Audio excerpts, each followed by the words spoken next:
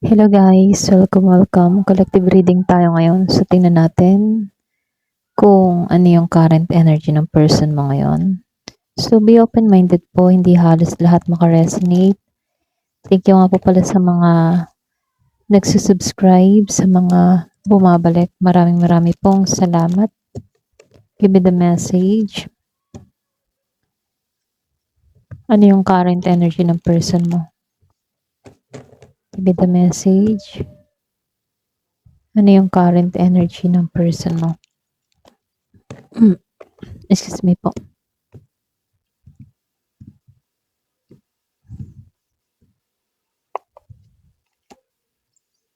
Lumabas ang Emperor, Queen of Cups reverse.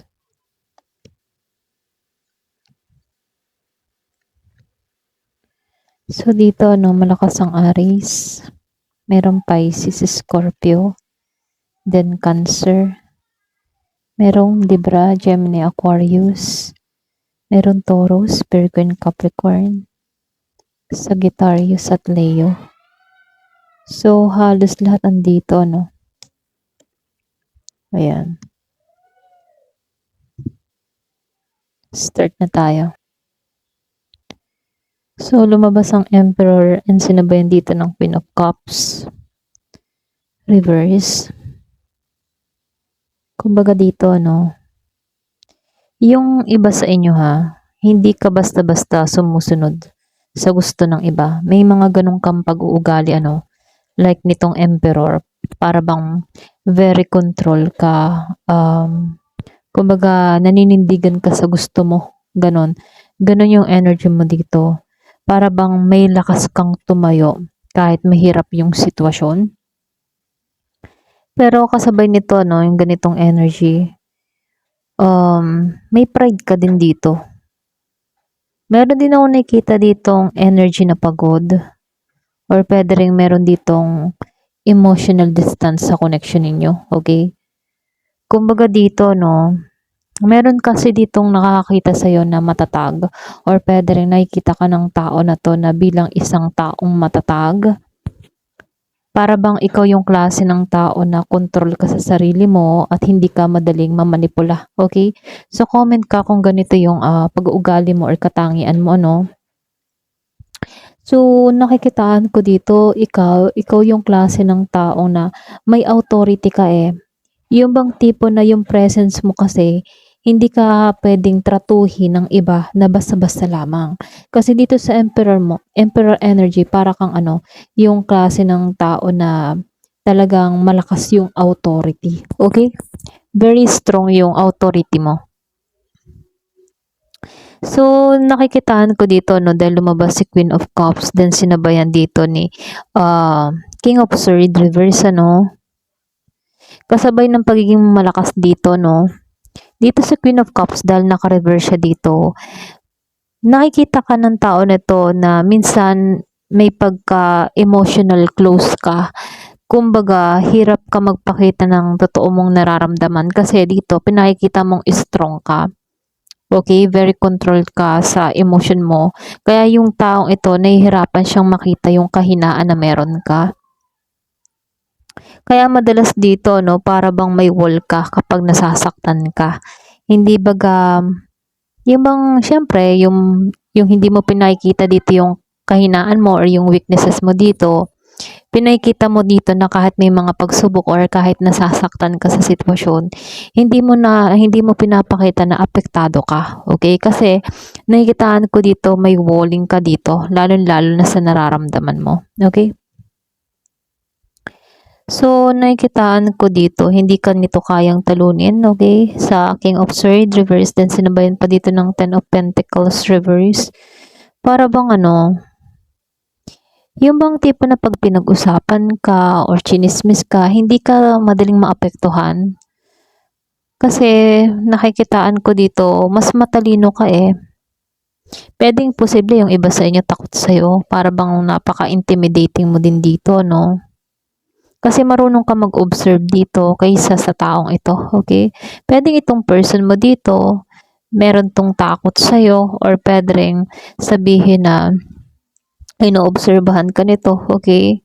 Kasi dito may tendency din 'to na, magtago ng ano, yung bagang katotohanan, okay?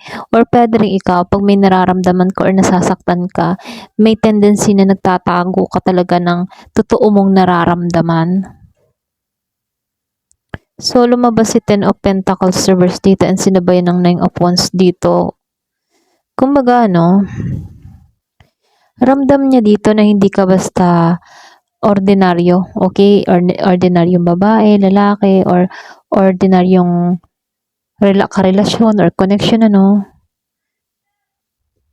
Pero dito ano, lumalabas dito na yung iba sa inyo, meron tong fear sa stability dito sa Ten of Pentacles reverse. Yung bang tipo na ano, alam mo yun, pwedeng meron din tong problema sa kanyang pamilya, para bang nagkakaroon dito ng family issue, or pwede rin financial worries dito sa Ten of Pentacles reverse, or pwede rin pakaramdam niya na hindi siya ready, okay?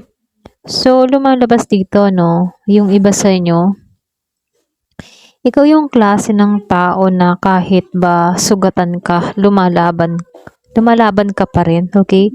Ito din yung isa sa pinagkaiba mo sa mga nakikilala ng taong ito, kasi ikaw yung klase ng tao na palaban, hindi ka madaling sumuko, okay? Kumbaga, dito, no, matatag yung boundaries mo. Para bang nagkakaroon ka dito ng strong boundaries sa Seven of Wands, right? Para bang hindi ka basta-basta papasok sa isang sitwasyon, or hindi ka basta-basta nagpapapasok sa buhay mo. So, nakikitaan ko dito, kailangan merong patunayan muna sila bago makapasok sa buhay mo. Para bang ikaw, parang hinubog ka ng panahon, or pwede rin pinatatag ka ng panahon kung bakit ganito ka strong yung boundaries na nilalagay mo sa sarili mo. So, lumalabas ano, yung iba sa inyo may emosyon na hindi mo na ilalabas dito, or pwede rin siya dito sa Ace of Cups. Pwedeng maaring meron ditong pagmamahal pero may kasabay ding takot, ano? Okay, para bang meron ka ditong kadiring na takot siyang maging vulnerable, or pwede rin kahit mahal ka, takot siyang may pag-aalala, may pagkabalisa, or sabihin natin na takot siya sa ganon, okay, yung matinding emosyon.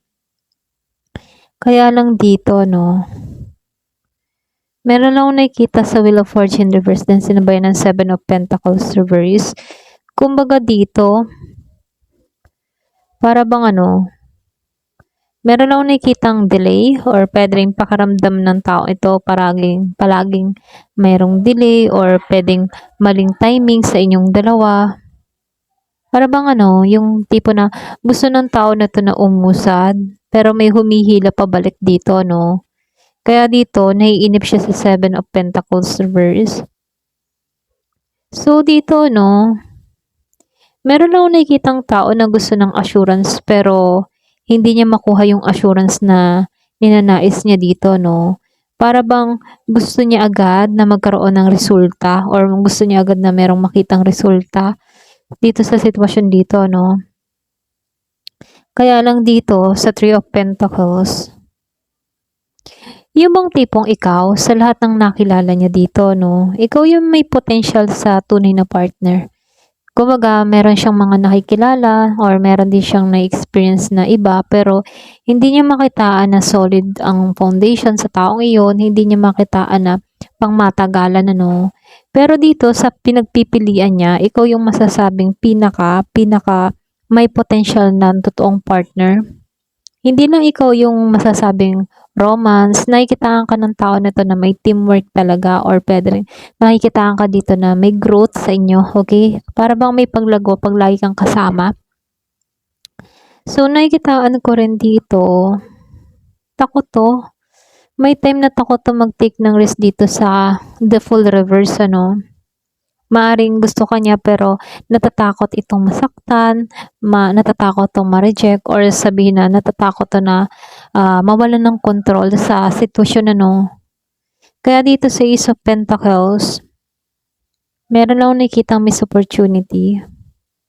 Posible, ano, may pagkakataong hindi niya nagamit ng tama, okay? Ayun. Kaya dito sa Ten of Wands, Mabigat kasi yung dinadalang emosyon or meron ditong mentally. Pwedeng maraming responsibilities, kaya hindi niya maibigay ng buo yung sarili niya rito. Okay? So, dito, no, lumabas si Nine of Pentacles upright and the Knight of Swords reverse. Ito talaga yung pinakamalaking dahilan, itong si Nine of Pentacles upright. Kasi, ikaw, very independent ka talaga. Hindi ka mukhang nangangailangan ng validation galing sa iba. Ganun ka. Para bang, alam mo yung, yung worth mo. Talagang sobrang independent. Katulad din ng mga nakaraan, ganun pa rin yung nasasagap na energy. Talagang meron ditong tao na very strong, very independent na tao. Yung bang tipo na naninindigan siya sa sarili niya. Okay? So, comment ka kung ganito yung aura mo, ganito yung energy mo. Kung ikaw yung klase ng tao na naninindigan ka talaga para sa sarili mo, yung hindi mo kailangan ng validation or hindi mo kailangan makita ng iba. Okay? Para bang kaya mo yung sarili mo. Ito lang yung nakikita ko sa'yo. So, lumalabas din dito, no? Meron lang akong nakikitang communication problem dito sa Knight of Swords. Para bang maraming gustong sabihin pero hindi niya masabi ng maayos. Kaya minsan very impulsive or pwedeng magulo yung isip niya. Okay? So, lumalabas din dito sa Knight of Wands. Reverse. May attraction dito at merong passion pero unstable yung energy ha. Pwedeng siya, yung hot and cold. Para bang lapit layo or pwede ring sabihin na natatakot ito sa mga seryosong commitment, okay? Pero ganun pa man ikaw yung klase ng tao na mahirap kalimutan. Okay? Ganun kanya masasabing or ganun kanya pagbasihan kasi nakikitaan ko dito na ikaw may standard ka, may dignidad ka. So, hindi ka madaling kontrolin at kaya mong maging masaya kahit mag-isa ka. Okay? Kaya yung iba, okay, kaya nga nasasabing iba ka. Iba ka sa lahat ng nakilala niya or na-experience niya, iba ka. Iba yung dating mo. Pero dahil din dito, natatakot itong tao na to na hindi kanya kayang panatilihing sabayan. Kasi sanay ka mag-isa, sanay kang maging independent, kaya mo yung sarili mo. So dito nakikitaan ko lang dito, wag mo lang pilitin i-carry lahat ng buong koneksyon na mag-isa, okay? Kumbaga ito yung pinaka advice lang para sa'yo, panatilihin mo lang palagi yung boundaries mo dahil iyon yung nagbibigay ng respeto para sa'yo. Kasi once na may boundaries ka, syempre, merong hiya yung tao kasi alam mo yung boundaries mo. Meron kang limitasyon na nilalagay sa sarili mo. So, sinasabihan ko din dito na iwasan mo din yung masyado mag-overthink, or, alam mo yun, kumbaga, iwasan mo yung overthink sa mga mixed signal. Alam mo yun? So, tingnan mo yung action kaysa sa salita. So, kung gusto ng tao na to na mapanatili ka sa buhay niya, so, kailangan ito na maging consistent, okay? Hindi puro intensity lang. Kung talagang gusto ka ng tao na to, kailangan niyang patunayan sa'yo na karapat-dapat siya para sa'yo, okay? Kasi nakikitaan ko dito, malakas yung energy ng unfinished feelings, okay? Pero marami kasi itong takot, din sinabayan pa ng mga delay. Para bang gusto pero umuurong. Kaya nangyayari dito, hindi nagpapatuloy, okay? Ayun, ito lang yung nakikita ko. Ayan. Hanggang dito na lamang po. Thank you for watching. Love and peace.